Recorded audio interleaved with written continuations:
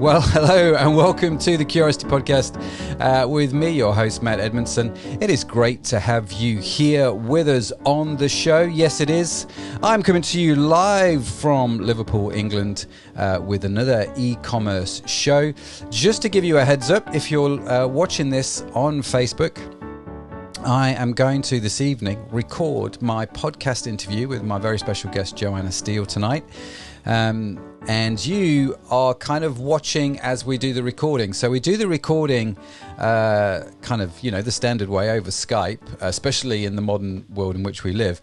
But we broadcast that over Skype at the same time. So you can watch it. We broadcast it over Facebook Live at the same time. And a few other places. YouTube's not working tonight, so we're not doing it on YouTube. That's fine. But we broadcast it live, and you get the privilege, I hope it's a privilege, it will be because Joanna's amazing, of watching the show as we record it. So if you've got any questions, feel free to throw them in the comments section, and I'm hoping they come up on my computer screen. They don't always do that, so if I don't get around to them, please don't feel like I'm ignoring you. Sometimes the technology works, sometimes it doesn't. I've not quite figured it out yet. But that's what we're doing tonight. So we are talking about e-commerce. We are specifically talking about user-generated content, which is going to be exciting. It's one of my favorite topics. And we've got a really cool guest to talk about that tonight. So that's what we're going to talk about. That's what we're going to get into. So what I am going to do, that music you heard in the beginning, I'm going to play that again, and I'm going to intro the show, because the audio engineers will just cut out all of this babble at the start, and they're going to put together the podcast. So if you're not subscribed to the podcast, subscribe to it, because then you get it on audio as well. And then we'll do the usual introduction and sort of few notices at the start, and then we'll go straight into the podcast, the interview with Joanna Steele in about 2 or 3 minutes time. So let's intro the show. Let's get going, just so you know why we're here. Okay, let's do this.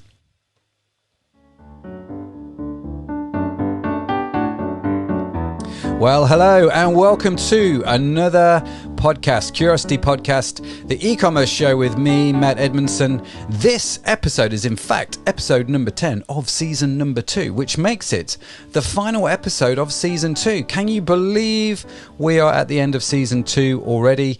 Oh, goodness me, it's been mammoth. It's been amazing. And if you haven't been sort of following us so far, if you're new to the show, big welcome. We talk about all things to do with e-commerce. I myself run e-commerce businesses. I'm a big fan of e-commerce, especially at the moment in the midst of the COVID crisis. E-commerce is a brilliant thing to be involved with. There is no doubt about it. And I just love it. So we do a podcast about it. And rather than hear me ramble on, we have a special guest on each show. And today's special guest is a brilliant young lady who's going to talk to us about user-generated content.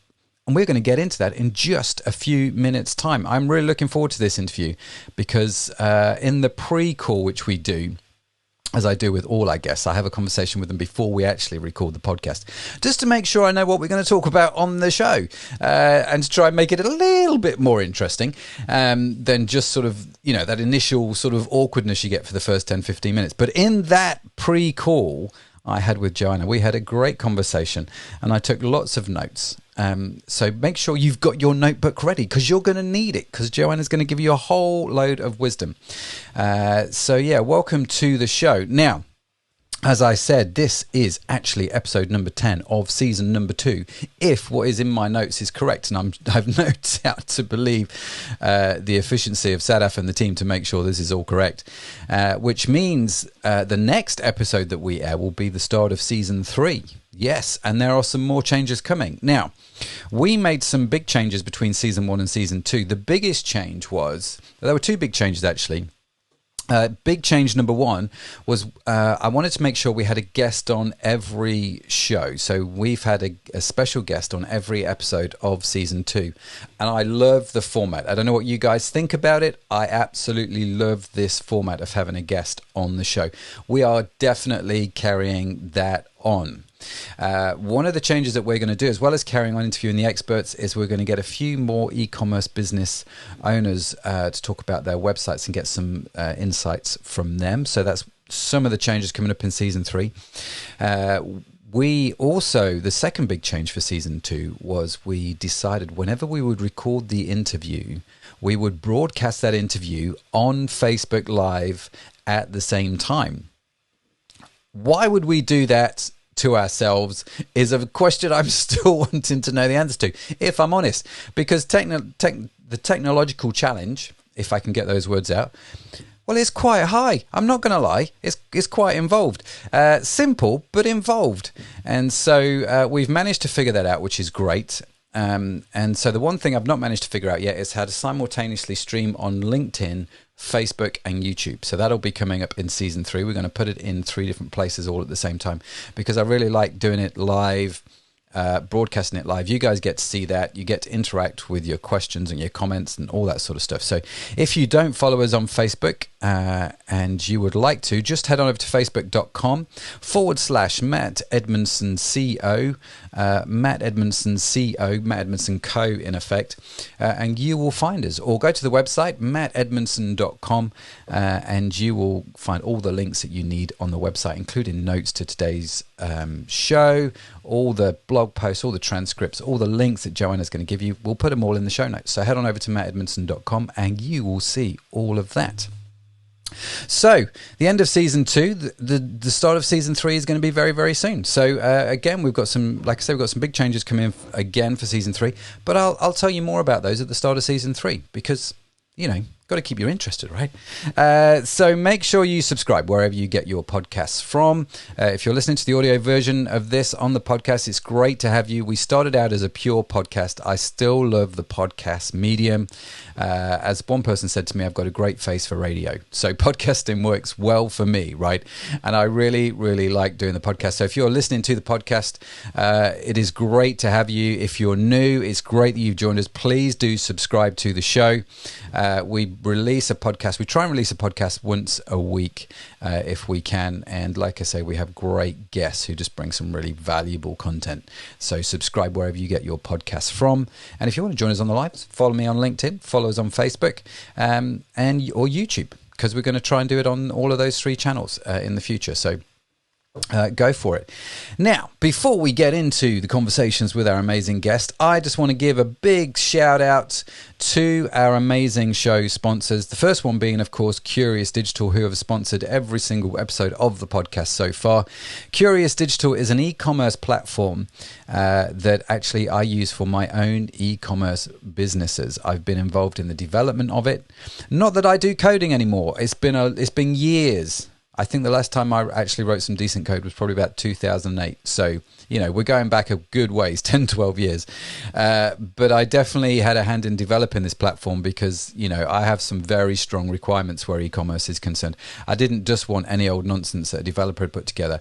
I wanted a platform that had been thought through and designed for people that actually run e-commerce businesses, that think about all of those things that e-commerce entrepreneurs and e-commerce managers have to think about, right? We have to work through some stuff. And I think you only get to know that when you've actually been in the trenches for a little while. And so it was great to be involved in the development of that. And like I say, it's such a great platform. We use it on all of our e-commerce sites. We've got a few sites coming out soon, some new sites coming out, some new e-commerce sites, which I'm super psyched about. We'll definitely be telling you more about those in season 3 as they're released. But guess what? All of them are going to be on the Curious Digital platform. That's right. All of them without fail are going on that platform. There's a reason why I use it. So if you're starting out, check it out. If you're on Shopify and you're looking for a new upgraded platform and you're thinking about, say, Magento, check it out, because seriously, Curious Digital is phenomenal and what it can do is definitely worth getting involved with. And the second show sponsor, one of our newest show sponsors, is in fact Lightbulb Agency, which is an end-to-end e-commerce services business. They help you do all of those bits of e-commerce which you either don't have the time to do, or the skill to do, or the expertise to do, or even care to do, but they need to be done.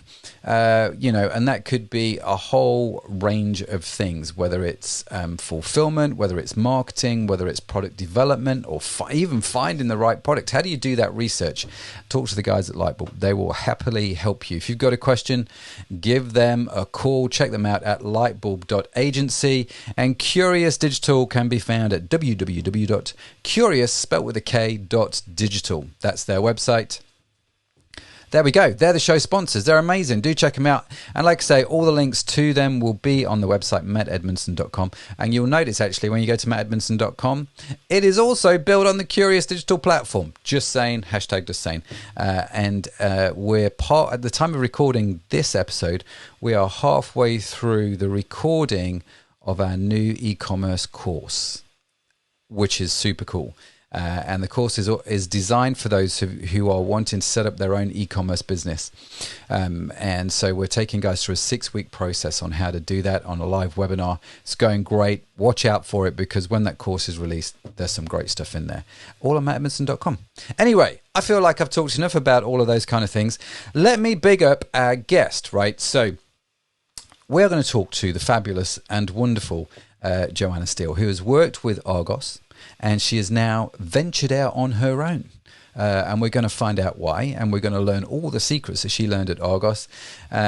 She's got over 15 years experience, digital marketing, e-commerce, user-generated content, how to get reviews on your website. We are going to cover it all. Let me tell you, you're in for a treat. Like I said, I loved the pre-call with Joanna.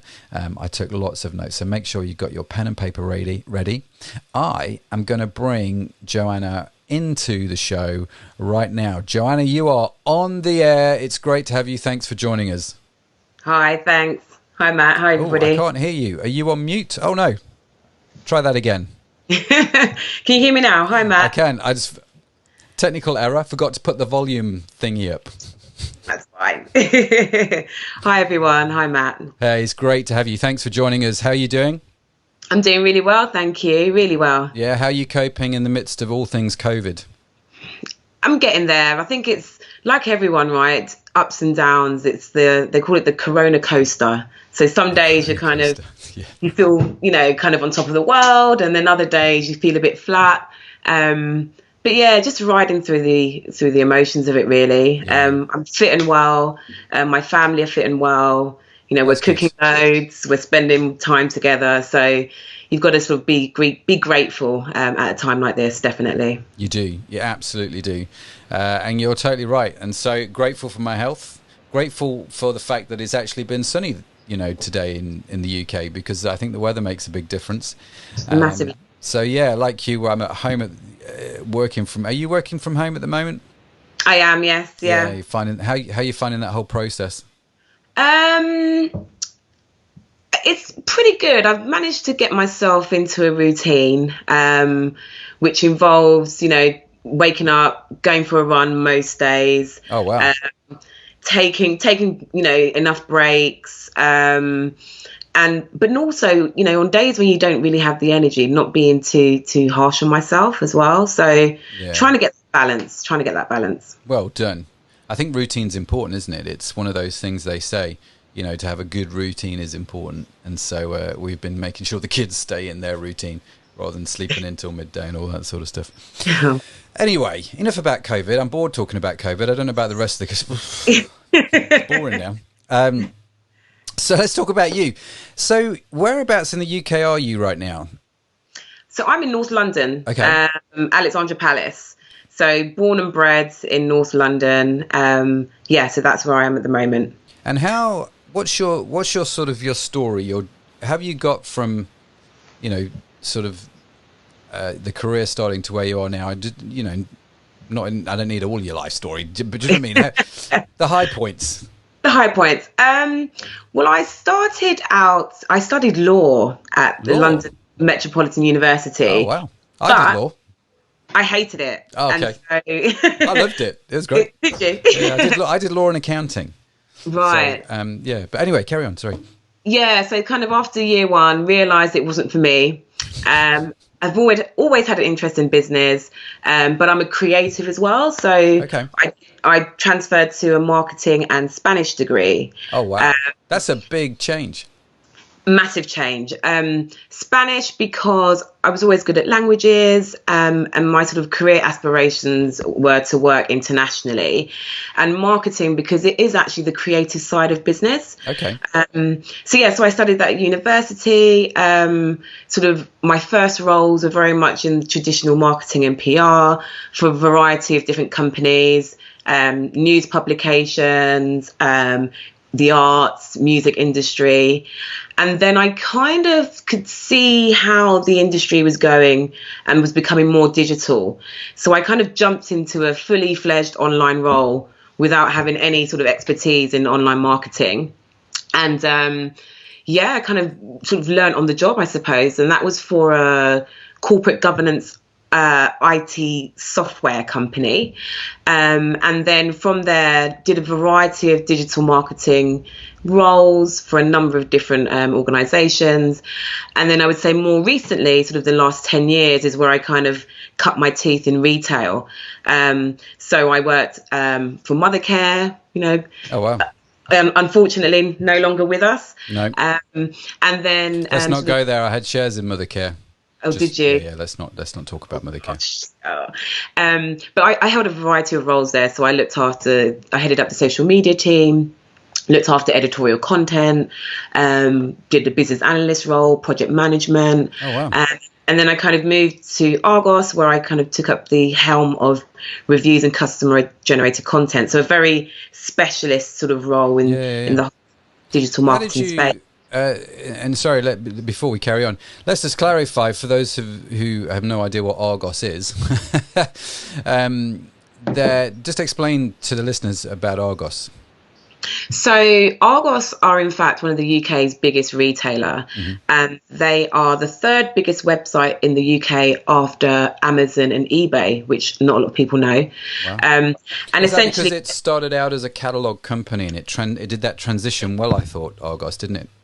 Really did. And in fact, you could argue that a lot of the processes and the model when the business first started has actually held it in good stead for now. So obviously they had physical stores, but never had stock on the shop floor on display.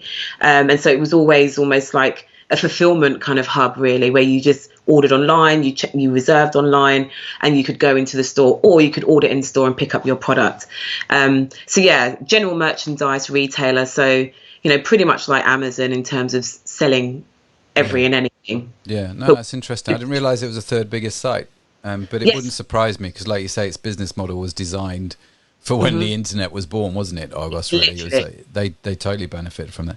So, how did you make the move from Mothercare to Argos? That was in 2016. So towards the end of my sort of role at Mothercare, I was very much focused on reviews and customer generated content.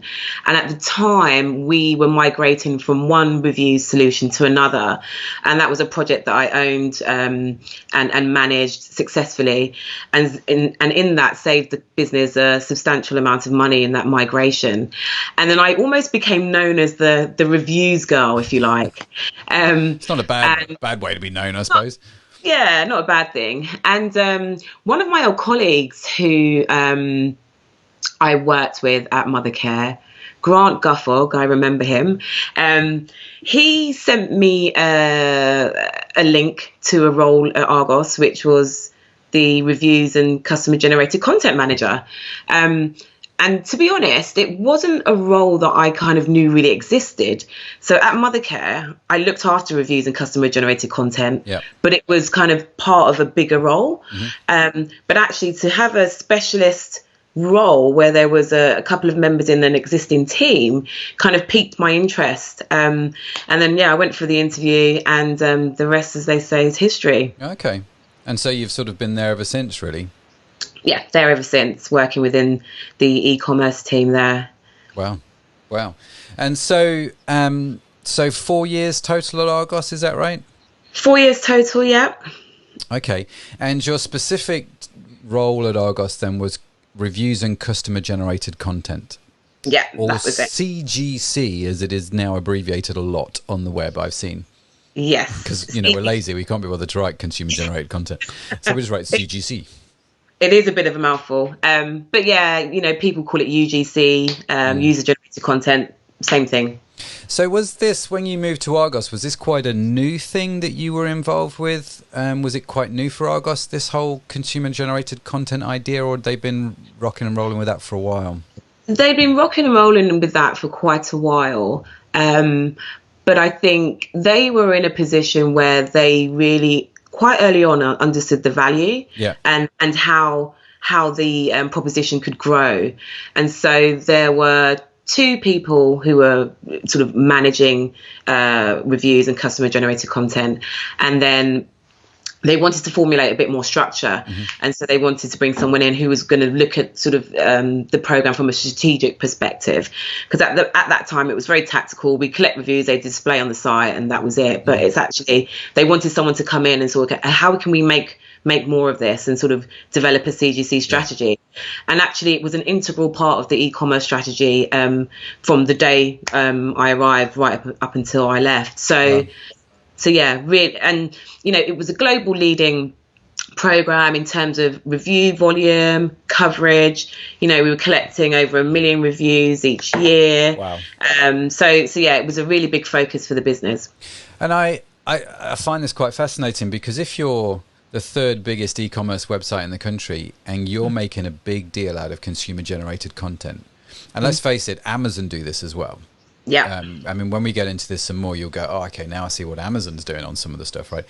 The biggest websites in the country are making a really, really big deal out of consumer-generated content. So just briefly, if this is the first time people have sort of come across this phrase, consumer-generated content, what is it? What does it mean?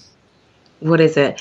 Well, it's about connecting your customers to authentic content that they can trust, right?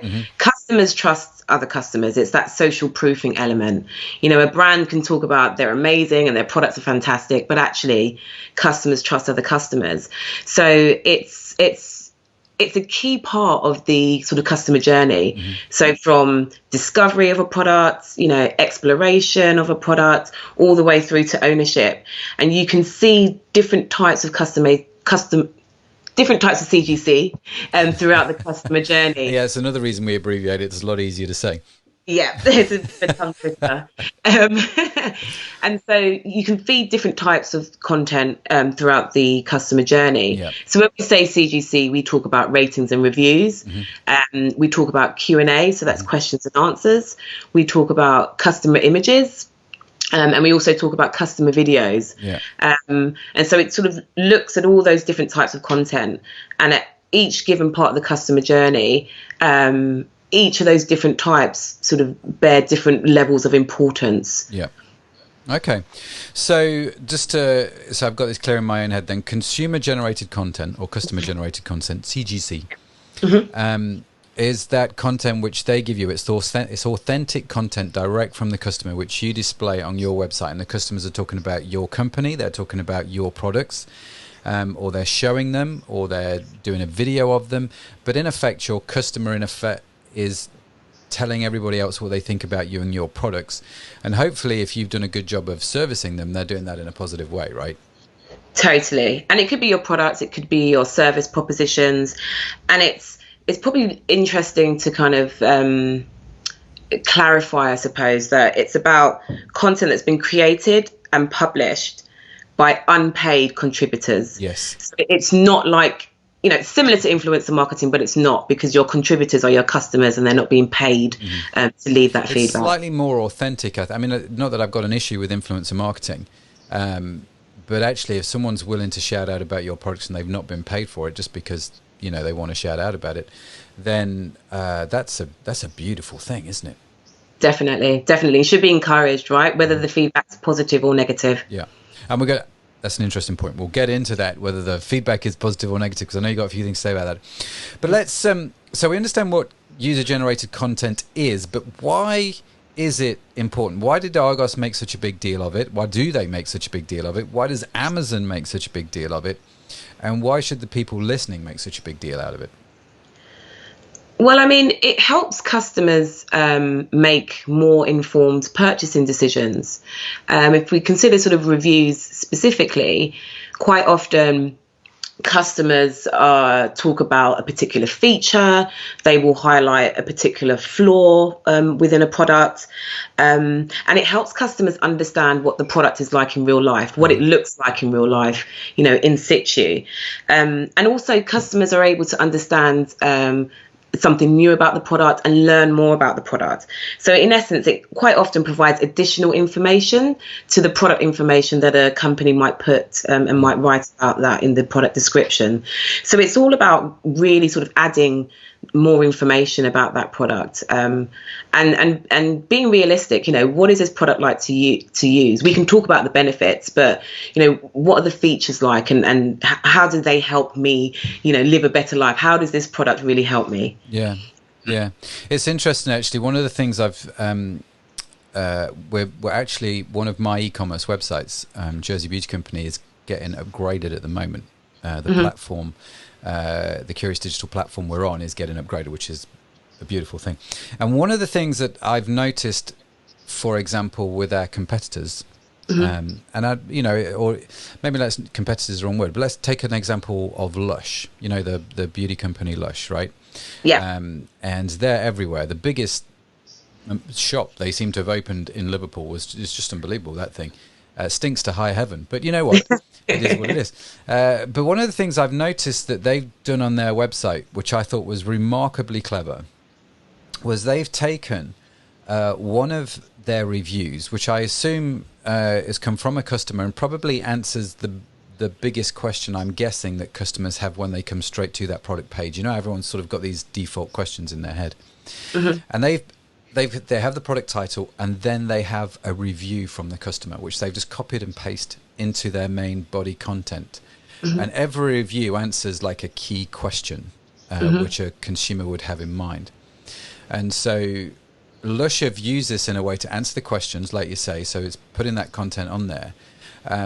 But they've done it really early on. It's not just at the bottom now. They've put it straight up to give that social proof, which you talked about before. I thought, did Argos ever do anything like that? Is that... Well, we looked at a number of things. We were quite keen. One of the things that we did do was including sort of review commentary on marketing material. So some of our sort of offline marketing. So obviously, Argos had the catalogue, printed catalogue that they're not letting go of anytime soon. And we used to print reviews and put reviews and seed those through the printed catalogue. Okay. So we moved away from just sort of displaying just on the website, but also on all the touch points, whether That's it was really interesting. Yeah. whether it's the in-store kiosks, whether it was the catalogue, whether it was marketing material. And there were instances where we did look at the sort of online experience and to see whether or not positioning made a difference. But we never sort of included sort of clippings from the reviews in any way sort of on page. But obviously the star rating was always sort of next to the product. Product name, just like it is sort of standardly. It's a sort of standard thing now, isn't it? So we've done that. We're going to have the product title and the review, summary, rating summary. But I'm actually going to try it where we put some key reviews up in the main body copy, and I want to see what the impact is on conversion. It'll be really interesting. So, I mean, I don't know it. But these things are always measured in fractions of a percent, aren't they? And it's the little fractions of a percent that make a big difference. So yeah, I mean, watch this space. Maybe in 6 months' time, and maybe have some data. I don't know. We'll find out. I just thought it was really clever from Lush to do that, and I thought, I'll try that and see how that goes. So we understand what CGC is. We know it's important because it answers questions. It gives social proof. It gives credibility. The fact that you've got other customers talking about it. Does it matter? Let's deal with this whole negative review thing straight face on right now, early on. Let's just get that out of the way. Because one of the complaints or one of the things that people often think is when they see a review that they're doctored. Do you know what I mean? You only display the good reviews, you never display the bad reviews. Is it important to display reviews that are like 1 star, 2 star, as well as the 4 star, 5 star? Yes. In short, yes. Let's move on. Yes. Why did you say that? Customers want to see the good, the bad, and the ugly. And realistically, they're not going to believe necessarily that a product, that everybody that's bought this product, that's reviewed it, thinks it's fantastic. And we used to do quite a bit of studies with customers to understand how they used reviews. And we found that, quite often customers would filter by 1-star reviews because they're interested in finding out what the flaws are about the product. That's interesting. Yeah. And if people talking about a feature that they don't really care about, they're actually happy to bypass the negative reviews. So we often used to get, taken to task by our buyers who were, wanted us to remove negative reviews. And the pushback, we always pushed back and said, look, it's so important that we sort of maintain credibility, that we are transparent with our customers. And actually, we encouraged buyers to use the negative reviews. So if there is a common theme, what can we do that we perhaps need to change the product? So we kind of filtered that back into the sort of product development process. And then another test that we did was that a product with a negative review will still convert higher than a product with no review. So have a think about that. So a product with, well, when you say negative, you just mean a low review, like a 1. A low review. So say 3 stars and below. Okay. Will still convert higher than a product with no reviews. That's really interesting. And what do you know why that is? And again, it's just down to the fact that what are people moaning about in that review? If it's a feature that I'm not really buying it for that, so I'm not too worried about that. And so I'm happy to sort of say, actually, I'm happy to still buy this product. So, don't shy away from negative reviews. Definitely use them to improve your product or service. And, respond to those reviews. If there is a common theme or if there's something that you can take away from that, let the customer know. Still thank them for their feedback and that you're going to look into it or look to improve and whatever it is that they're moaning about or that they've had a bad experience with. Wow, that's cool. So don't worry about negative reviews in some respects. Use them to develop your product further because in effect it's free information to help you develop your product better if there's common themes. Products with negative reviews, those 3 stars and below, will convert higher than products with no reviews. Yes. That's a bit of a game changer because a lot of people will just go, well, I can't put negative reviews on my site. It's better to have no reviews than negative reviews. But you've flipped that around. Flip that around. And the thing is, if you think about a customer, if they see a product with no reviews, to them they think that no one's bought it. So actually, there and then, they're like, no, this product's not for me. No one's bought it. I don't really know what people are saying about it, so I won't take a chance on it. Whereas even if the product has a negative review, you understand that the product has been bought, it has been used. And if the product, the customer is talking about a feature, like I said, that you're not too worried about because maybe that's not the feature that you're that interested in, then you'll still go ahead and buy it. So we tested that on a number of products and we saw the same result. That was true across all categories of products that Argos do? Yes, wow. Yeah. Okay. So, and in fact, negative reviews also, so they help you develop the product. They're not necessarily going to turn people off. In fact, it's going to help with conversion. But also, it gives that, I always felt like if there was negative reviews, I felt like the rest of the reviews were actually true. Do you know what I mean? So if everything was 5-star reviews, I'd be like, that's a little bit doctored, isn't it? Whereas if you see a few 1 or 2-star reviews, you go, well, actually, I can now. If you see a good spread, you kind of go, well, I can now trust the rest of them. Definitely. And it always sort of gave that credibility. And I don't. Did you find this at Argos, or was this just Matt's weird buying behaviour? When I go onto a website, I look at a 5-star review and I look at a 1-star review. I immediately filter for the low and I filter for the high, and I'll scan through a few of them just to see what both parties are saying. And 9 times out of 10, like you say, I'll still buy even though they've got a few negative reviews. Yeah, we definitely saw that, and customers really would filter by 1-star reviews, and that's how they would even start their kind of process when looking at reviews. So yeah, that definitely happened. Wow. Okay.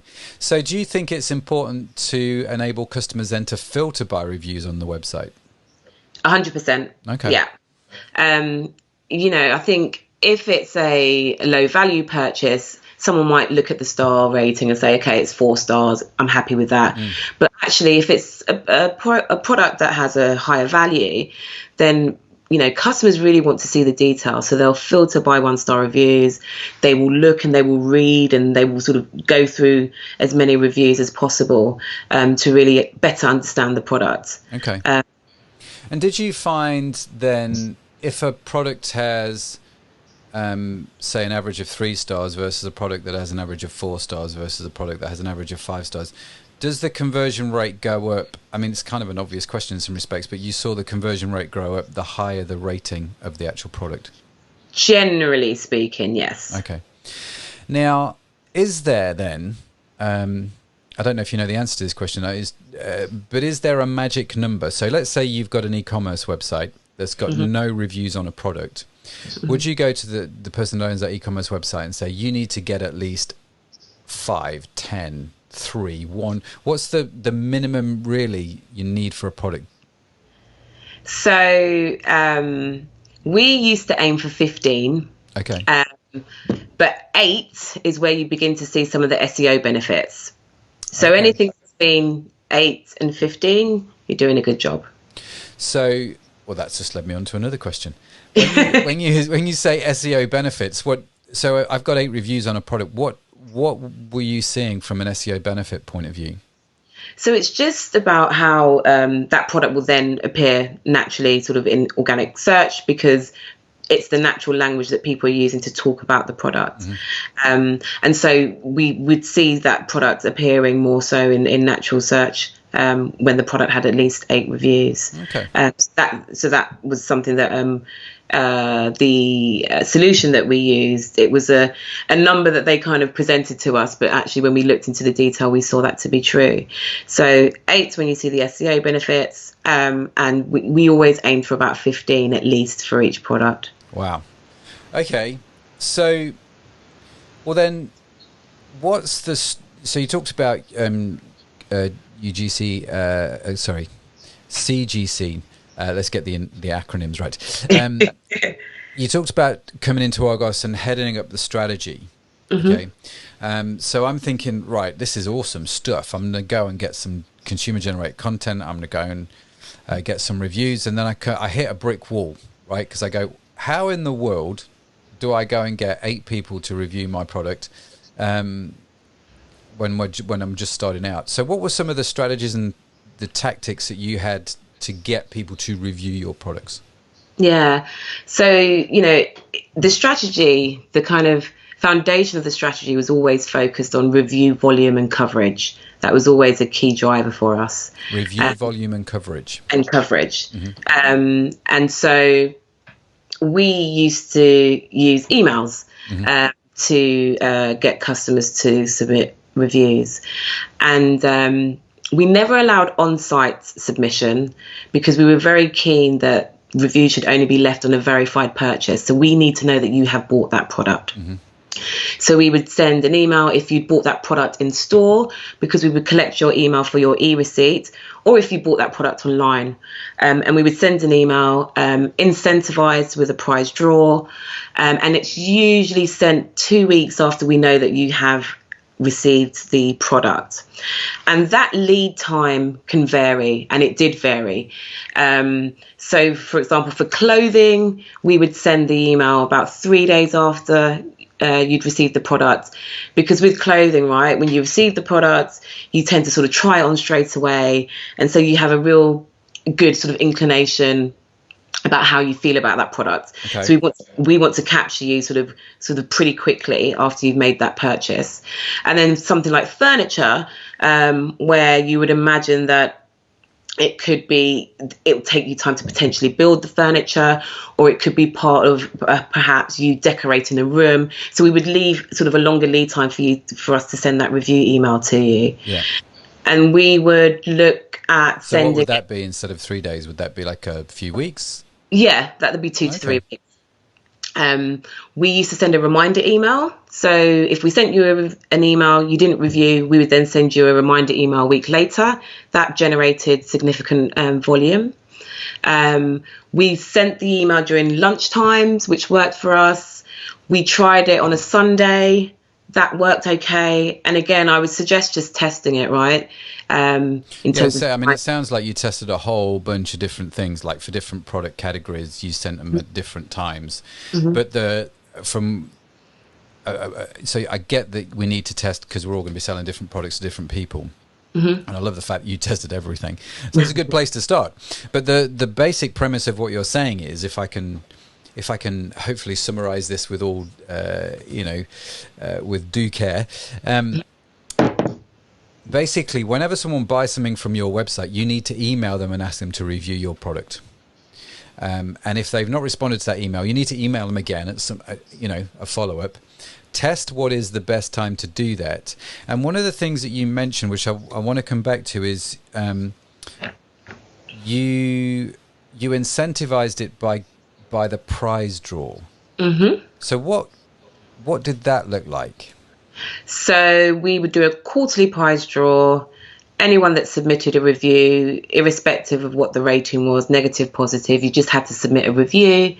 And we would do a quarterly prize draw where 10 customers would win a voucher. And so we incentivized that way. And can I ask, how much was the voucher for? £100. Wow. So it's a pretty reasonable voucher. And then did customers believe you were going to do that? Because quite often I get this, do this and enter this prize draw, and I think, yeah, whatever. There's just no way, is there really, that's ever going to happen? It's interesting you say that, because quite often we would send the winner the voucher. Yeah. They would not redeem it. So it would be a digital voucher, and they wouldn't redeem it. So we would look sort of months later and they still haven't redeemed it. Maybe because it might have appeared in their inbox and they thought it was spam. But yeah, so actually, yeah, some people didn't believe it. But wow. What we were moving towards was just having a dedicated page on the website to just announce who the winners were. So people were aware that, we were doing this and these are the people who won. That's a good idea. So you can put the winners. And again, actually, I know if I won something like £100 voucher off Argos, I'm putting that on Instagram. Yeah. I mean, that actually is going to give you more consumer generated content, right? Which you can then feed back in. So you also mentioned, if I can come back to this point, people can't just go to the website. Like I've got a water bottle here on my desk, right? I can't just go to the Argos website, find that water bottle and write a review on it unless I bought that bottle from Argos. Mm-hmm. Is that right? That's correct. However, worth mentioning that we did used to do review syndication. So if you'd written a review of that bottle on the brand website, we would, if we were using the same system, we would syndicate and that review would display on the Argos site. But we would label it and say this review was left on X site. So we did do review syndication. Okay, but you were clear where it came from, whether it was a verified Argos purchase or whether it came from, this brand is Yeti. So you would say it's a Yeti. Yeti review, yeah. Okay. So when you were putting new products on the website, would the supplier often have this sort of magic 8 to 15 reviews, or would you have to do some other work to try and get them? Because I get that you can ask somebody who's bought it to write a review, but what happens if you're trying to hustle and get those reviews at the start? Yeah, and that was a challenge, right? We at Argos had 2 catalogue cycles, so twice a year we would have a sort of big cat launch where there'd be a raft of new products that would appear on site. And so the challenge was, how do we get reviews on products from day one? So I developed a program called the Argos Testers Program, which was a community of 5,000 Argos customers. They were selected various avenues, but they were customers who were already writing loads of reviews. It could be competition winners as well. And we would ask them information about themselves. So they had to fill in sort of a 30-question questionnaire, okay. which asked about, you know, where they lived, their lifestyle, you know, if they had children, etc., to get a real understanding of who they were. And suppliers were then invited to send their products to that community. They would write reviews, and so those reviews would then display on the products as soon as that product went live on the website. So would the suppliers, they would send the product out for free to the review program people?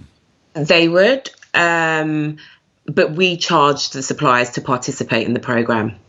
So okay, so I'm a manufacturer. Mm-hmm. Just so I'm clear, sorry to be pedantic, I just want to make sure I've got it. And so I'm a manufacturer, and I'm just picking up stuff on my desk now, Joanna. I manufacture these glasses, and I want to start putting them on the Argos website. And I kind of go, right, what I've got to do is I've got to get them on the website, but to get people to buy them, I need reviews. So I'm going to come to you and say, Joanna, I need to get some reviews. And you go, sure, no problem. We've got 5,000 people. Tell me who your ideal customer are. We'll send out. You need to give me, what, say 100 units? No, we used to say 10. Oh, okay. Thing about, you know, 8 to 15. Okay. And obviously understanding that, you know, it's a product, the supplier dealt with the shipping. So we said a minimum of 10. So the supplier would send it direct to, I would send a pair of glasses to 10 people. And those 10 people would write a review, but I would also have to pay you to manage and deal with that program, which is in fact what Amazon do with Amazon Vine. You kind of have to pay to get the reviews because they understand the power of social proof and getting those reviews in. Okay, I am now understanding.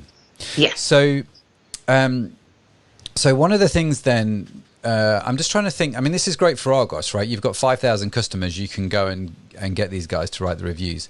Mm-hmm. How would that work if I am just literally setting up a shop as my side hustle?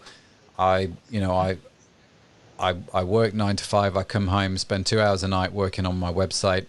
I've got a cool product, but no one's really bought it yet. There's no real reviews on the website. I've obviously got to get the reviews up. Mm-hmm. What kind of things could I do? Have you got any thoughts on that? Well, it's worth mentioning that the community wasn't always 5,000 people. So it started quite small and with a few hundred, and then we just sort of grew it over time. But in that instance that you just described, it could be an idea where influencer marketing could come in. Mm-hmm. In a way to get sort of that kind of feedback on your social media channels, which you could potentially put on your website. So again, like you said, you don't have the customers yet, but it might be a way to get influencers to talk about the products and sort of feedback in that way. That could be one angle. Okay, cool. So, but there are things that you can do, and you just have to think outside the box. I think is you know, you've got to do something there. But when you do start selling the product, the one thing that has come, and again, I'm making even more notes. Look in my my analog notebook with my analog pen. Like that as well. Notes, pad and pen all day.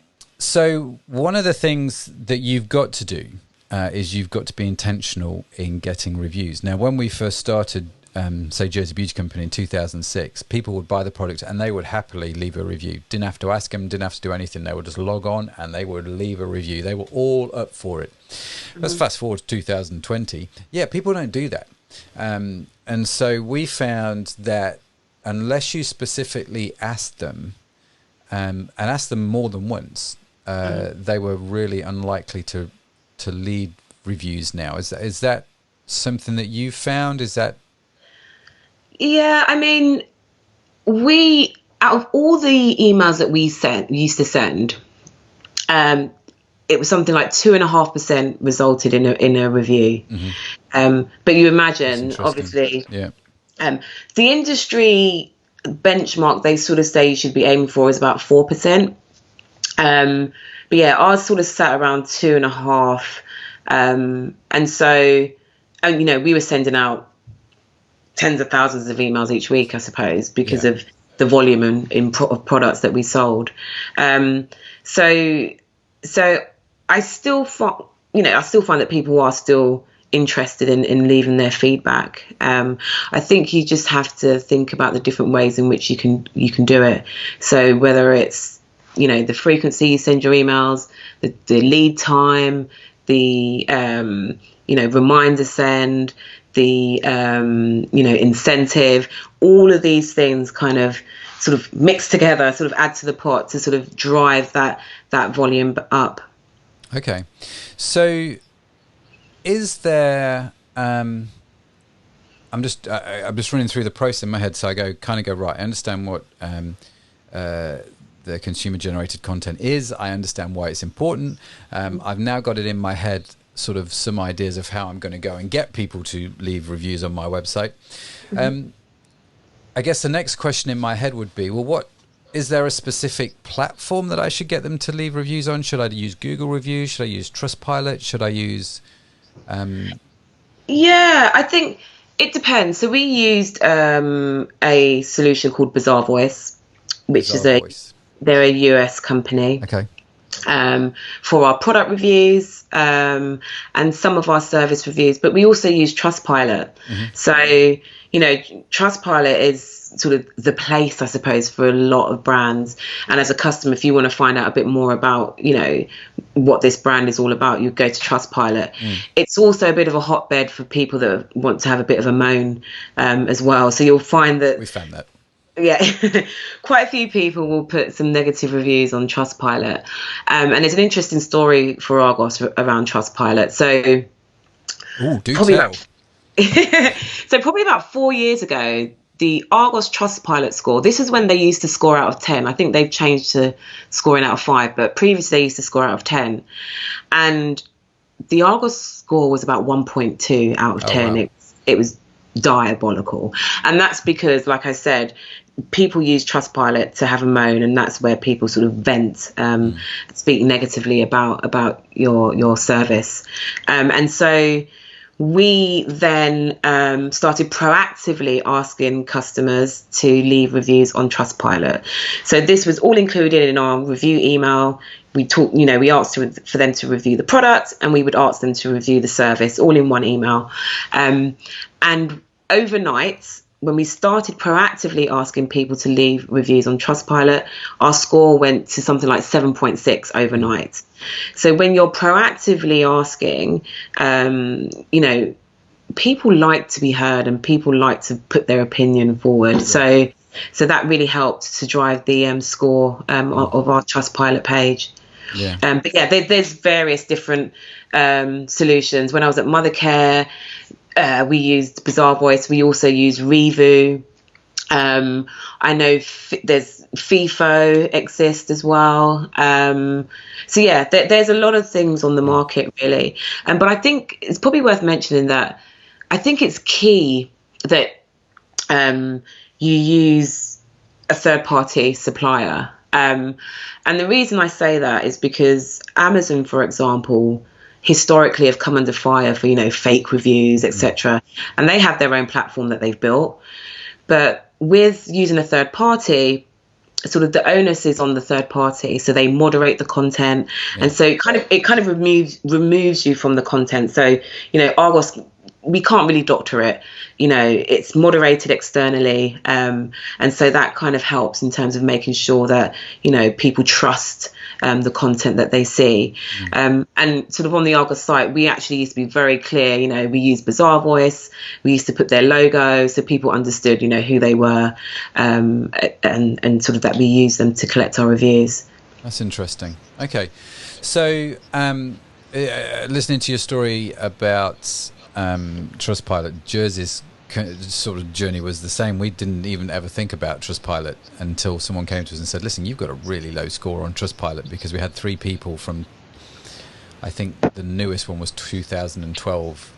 The parcel had gone missing or something. We were like, goodness me, we didn't even know this existed. And so, like you say, we were then proactive and started asking people about it. The score changes overnight, and it actually has a big impact on your business, and it's quite significant, really. So I guess the advice would be then, if I can paraphrase, would be figure out what a good review platform is for you and your industry, what makes sense. Like if you're a takeaway, you're going to want to use, you're not going to use Trustpilot necessarily, you're going to use something like TripAdvisor, aren't you, to do the reviews? Potentially. Depending on where, I guess whatever makes sense for your industry, crack on and use that. Okay, so, I mean, there's a lot there, right? The bottom line is crack on and do it. So, and the benefits of doing all of this, coming back to what you said at the start, tie in with better customer service, increased conversion rates. Is this stuff that you saw on Argos happening? Yeah, massively. So we saw, massive uplifts in conversion across desktop, mobile, and our apps as well. So, some of the stats were a customer that interacted with review content would convert, I think on desktop it was about 50% uplift in conversion. Wow. Mobile it was about 45%, and our apps is about 30%. That's a massive uplift. Massive. And we used to feed it back into we were doing some modeling around returns. And to sort of minimize customer returns. And we're used to feeding the rating of a product into that model as well. So we were using it in all areas of the business. It wasn't just about driving sales, but it was about really understanding, okay, why are people returning the product? And sort of another example I use is, again, I've sort of mentioned feeding it back to the buyers. If there was a furniture range which had really low rating, and the same theme was coming. I think it was a chest of drawers, and the drawers were not sort of fitting into the grooves properly, and it kept coming through in the reviews. And so we sort of fed that back to the buyers, and so the buyers held a build day. So they kind of got some sample products, from the warehouse, and were trying to sort of replicate the problem that the customer was having. And then they were able to do so and realize, we need to sort of fix this, and then sort of fix the product. And then the reviews improved when they sort of improved the product. So there are so many ways in which you can use the information. It really gives valuable insight for the quality assurance teams, for product development, to improve your service proposition, even improving product information, right? We used to get, people would say, in this picture it looks yellow, but actually it's more of a cream color. And so that would make us realize that actually the photo that we're displaying on the product is not accurate enough, and so we would reshoot that image. So you can really use the data to sort of really improve sort of everything about your product, really. Wow. Okay. So I'm just trying to picture the guys in the warehouse building this to try and replicate the problem. I find that fascinating. So one of the stories you mentioned, which was a great story, and I do want to bring it up, but one of the stories you mentioned in our pre-podcast call, talking about furniture, was the perception that furniture from Argos was pretty much bought by uni students, and that was it, right? Because uni students had no money and this was cheap furniture. And so you needed to address that, and you used consumer-generated content, or customer-generated content, to do that. Is that right? Yeah, that's correct. So I suppose it was about looking at the brand positioning of Argos furniture, and like you said, had a reputation of being cheap and not aspirational. It wasn't, if you wanted to buy a new dining room table and chairs, you wouldn't go to Argos, and if you wanted to get a new sofa, you wouldn't go to Argos. And obviously, yes, we had physical stores, but we never displayed any products. Yeah. And so if you want someone to part with a large proportion of money for furniture, how do you do that when you're not displaying the product? And so we were keen to change the perception.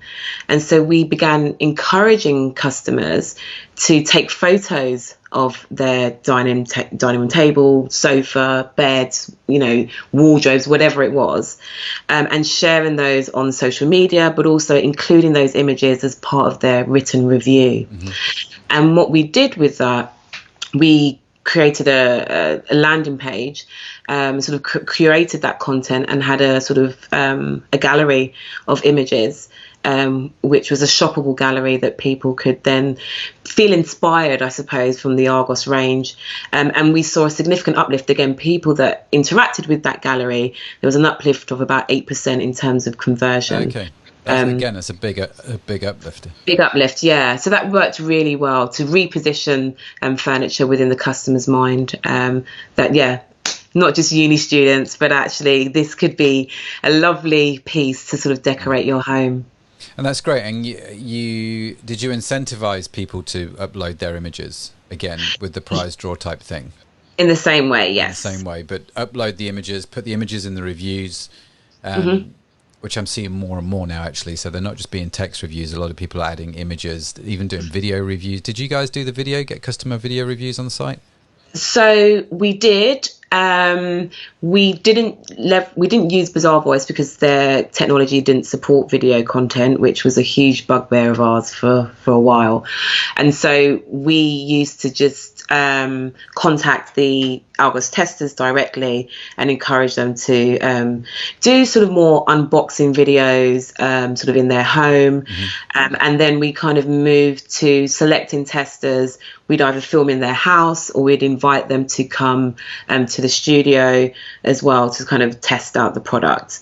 Mm-hmm. So we did sort of delve into the world of video reviews. And did that again have an uplift on conversion when you started throwing video into the mix? Good question. So we only just started doing that sort of towards the end of my time there. So I don't have any definitive numbers there, but it was definitely something that the suppliers and brands were really interested in doing. So, and they were able to again use that video on their own websites, on their own social media channels, and you can repurpose that content across multiple digital touch points. Yeah, I mean that's a beautiful thing about all of this. Customer creates it once, you've got it on your website, you put it on your social media. I mean, it just goes everywhere, doesn't it? And it's great content if you can get customers to do it. Definitely. So, well, I've a million questions in my head, but I'm aware of time. All super helpful, and actually the way you've just tied that in, actually, I think is quite an interesting sort of tie-in. You've obviously left Argos. Mm-hmm. So you were doing this for 4 years. Mm-hmm. When did you leave? Technically in February, so only a couple of months ago. Just before COVID. Just before COVID. Although so last year, October, mm-hmm. I asked for a sabbatical from work. So I was on a 6-month sabbatical where I went traveling. Oh, wow. Southeast Asia, South America, West Africa. And then, I mentioned earlier, I studied Spanish because I was interested in working abroad, and always thought that would come with working for a multinational company. Mm-hmm. And I think when you go traveling, it gives you time to think and really reflect. And I loved my job at Argos. I built the team. We were collecting 1 million reviews a year. We were market leading in that space, generating incremental revenue of upwards of 500,000 with our Argos Testers program. So, successful time there. But I wanted something different. And during my travels, I ended up in Ghana towards the end in West Africa. And there's just a lot going on there in the tech and digital space, and it's a really exciting time. And so I kind of felt that I want to have a piece of that. I want to explore that in more detail. So when I came back from my travels, I sort of said, I'm going to sort of jump into that and sort of explore the West African market. So, wow. So that's what you did. You came back. Did you hand in your notice and say, right, I'm West Africa bound now? Yeah. Wow. So there wasn't. It was funny because it wasn't a huge surprise from my peers. They were a bit like, yeah, we kind of thought you wouldn't come back. No one sort of travels the world and climbs mountains and for 6 months and then comes back to the same job they left. So I think they kind of had an idea that maybe you're going to change somehow, aren't you? Yeah. No, I get it. So you've made the leap from Argos, but into what, if you don't mind me asking? What are you doing now? So I am on the road to establishing the #1 digital agency in Africa. So that's my kind of big vision. The continent is seeing some huge changes, definitely in terms of internet penetration, mobile adoption. The number of people connected to the internet is still quite low in the continent. If we take Ghana, for example, that's in West Africa, they've got 29 million population, and about 35% of those are connected to the internet. But that's increasing year on year. By upwards of sort of 3 to 5% year on year.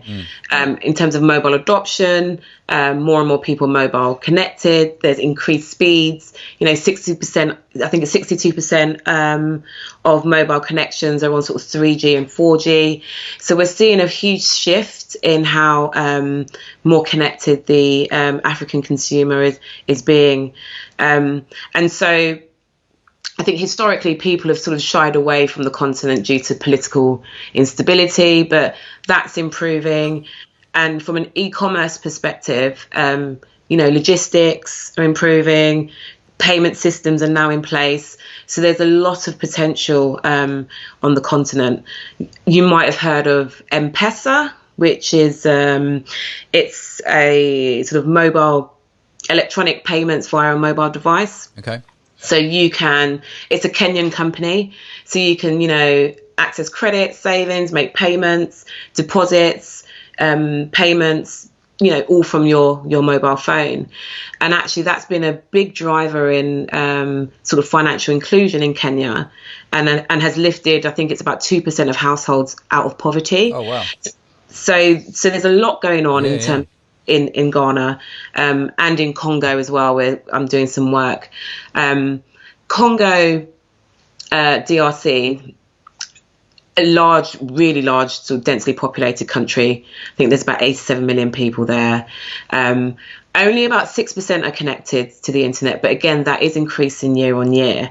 And the government last year just sort of launched this big digital sort of national plan, where they're going to be looking at the infrastructure, sort of governance and regulations, producing and hosting content, application usage. So, key countries within the continent are really seeing how African could really leverage sort of technology. Especially mobile technology. Especially mobile technology. And so I think it's an exciting time to sort of be involved with that and sort of evolve with that. And I'm, Caribbean background. I'm from the African diaspora, and I feel, that it's my duty really to kind of help the continent develop to its. That's great. Yeah. So that's your grand vision, which is great, and I get the massive opportunity that is in Africa from a digital point of view. Just about everybody in England's already connected to the web, whereas there are these nations which are just, the connectivity, especially through mobile phones, is unbelievable. We're doing some work with a medical practice, an international medical practice. I'm doing a bit of digital consulting work with those guys. Brilliant what they're doing. And one of the things that they said that fascinated me is not everybody's got an email address which is connected to their system. But everyone's got a mobile phone number. And so where you'll go to my website to log in, you need an email. To go to where the kind of thing that they're wanting to do, actually it's not email that you need, it's a phone number. And actually we're not sending emails, we're sending text messages. And it's they said to me, and they said, you'll be surprised at the level of poverty that people have, but they've still got a smartphone. Yeah. And so the connectivity I can see just skyrocketing, which is brilliant. It's amazing, and it sort of levels the world a little bit. So that I get the big dream, the big goal, the big vision. So you're stuck at home in London now, right? How are you how are you doing this? I'm just curious what your plan is for the next 12 months. Yeah, so luckily before the lockdown, I was in Ghana in March and forged some really... Escaping the British winter, no doubt. Yes. Yeah, I get that. And I forged some really good relationships there. So there's a digital agency there who I've formed a relationship with, and we're sort of collaborating on projects. I think, I'm not sure what it's like for other parts of the world, but on the continent, if you want to do business there, the easiest way is to have a local partner. Okay. So I've got a group of guys in Ghana that I partner with, and I've also got a group of guys in Congo DRC that I partner with as well. So the guys in Congo kind of do more content creation, mainly animation. The guys in Ghana are focused more on growth marketing. And one of the gaps that we've identified is that no one really looks at digital strategy. It's very much tactical at the moment. And no one is really planning sort of 12 months, 18 months. So that's where we sort of identified where I can sort of lend my expertise within those two markets. And so that's where we're sort of focusing on. You'll find that there's a bit of a skills gap, particularly within middle management with digital marketing. And so the aim is for my services to kind of plug that skills gap. That, Joanna, sounds absolutely fascinating. I would love it if you come back in a year's time and tell us how you're getting on and what's going on in Africa, because I just would love to hear the stories. I've been involved with some NGOs doing stuff over there. My local church is doing a hospital build in Congo at the moment, DRC. Some amazing stuff that's going on. And I just the stories that come out of it, they break your heart, but they also uplift your spirits a lot. So well done would be that's a pretty brave move. That's awesome. I wish you every success. How do if people want to get a hold of you, how do they get in touch? What's the best way to reach out to you? Oh, brilliant. So I'm on LinkedIn. Just search for my unique URL is Miss Steele. Miss on MISS Steele. STEELE. The 3 E's Steele. Yes, yes. You can follow me on Instagram. That's Joanna.Diana.Steele. So JOANNA.DIANA.STEELE. It's a bit of a mouthful, right? It is. You can also find me on Facebook, again, Joanna Diana Steele, or you can drop me an email, info@Dimax, Dimax, digital.com. So is Dimax the new business? Yes, Dimax is the name. And people can get hold of you that way. All of those links we will put into the show notes. So if you're like driving, you're like, oh my goodness, I have so many questions, but I can't. Just head on over to mattedmondson.com and we'll put all the links there. Or what was your website again? Dimax. DIMAX. DimaxDigital.com. DimaxDigital.com. I have to say that with an American accent for it to sound cool. DimaxDigital.com. I know. Some people say Dimax. It's like, no, it's Dimax. But I get why people would say Dimax. Why Dimax, if I can ask? Taking your digital to the max. So it's got a bit of cheese-tasticness into there as well. That's really what makes it memorable. Love it. People will remember that way more than Dimax. Taking your digital to the max with Dimax. If you do a podcast, let me do the voiceover intro. Yeah, brilliant. Hey, Joanna, listen, thank you so much for taking the time to speak to us. I've got lots of notes. I'm sure our listeners have as well. Some really brilliant and valuable insight into all the things that you were sharing there. Thank you so much. Really appreciate it. And can I wish you all the best with what's going on in Africa. Sounds amazing. Thank you. Thanks for having me. No worries. Thanks, Joanna. Thanks a lot. Okay, wasn't that absolutely fantastic, Joanna? She's amazing. I love the fact that we could keep probing, and she'll just keep answering the questions, no problem. It was awesome. So I hope you, like me, have got pages and pages of notes. Paul's put a comment here. Thank you. That's great. Thanks, Paul. Yeah, it was lovely, wasn't it? And Joanna did a great job. And I'm actually pleased that your comments come up and the technology is working. She was absolutely fantastic. So do reach out to Joanna. I'm sure she'll happily answer any questions that you've got. Or if you're, doing stuff over in Africa, why not get in touch, make that connection, and see what new connections can be forged. It works well, right? So do get in touch, connect with her on LinkedIn. She would love to reach out and connect with you, I have no doubt. So, thank you for listening to the show. Like I said, this is Season 2's finale. Oh yes, the final episode of Season 2. But don't worry, alas no, we'll be back very shortly with the start of Season 3. There won't be a massive gap. I know that because the podcast interviews are lined up in my calendar. So we'll be doing those really shortly. We've got some changes coming up, but the fundamentals remain the same. Make sure you subscribe to the podcast wherever you get your podcasts from, whether it's iTunes, Stitcher, Spotify, all of those places. We just like to be there. The only place we can't be, for whatever reason, is Google Play, because they don't like podcasts that aren't American. Go figure. But do connect with us wherever you get your podcasts from, and you can watch the video again. You can just head on over to mattedmondson.com, go to this episode, and you can see the video, see Joanna, and join in the conversation there. We will also be continuing to broadcast onto Facebook, as we have been doing with Season 2, but we will also be going out to YouTube and LinkedIn. I'm hoping we can get that technology to work. So if you'd like to come and join us on the live broadcast, ask your questions direct to the speakers, just connect with them, or just, listen to the interviews like way before they're published on the podcast, because you want the, the latest up-to-date information. Then make sure you join us on all the stuff which is live, and all the links will be on my website at mattedmondson.com. I'm going to do what Joanna did. I'm going to spell it out, mattedmundson.com. Make sure you get that U in there. Some people misspell it. And they mistake me for the Radio 1 DJ who has the same name, Matt Edmondson, but he spells his Edmondson with an O, I spell it with a U. You'll be amazed how many requests I get on Twitter, because on Twitter I'm Matt Edmondson, asking me to play a song on Radio 1, and you just kind of go, sure, just keep listening. I'm not the Radio 1 DJ, but it is great to have you listening to the show. Do connect, do check out the website, do connect with Joanna, make sure you subscribe, and we'll be back again very, very soon for Season 3. It has been an absolute privilege and a pleasure to do Season 2.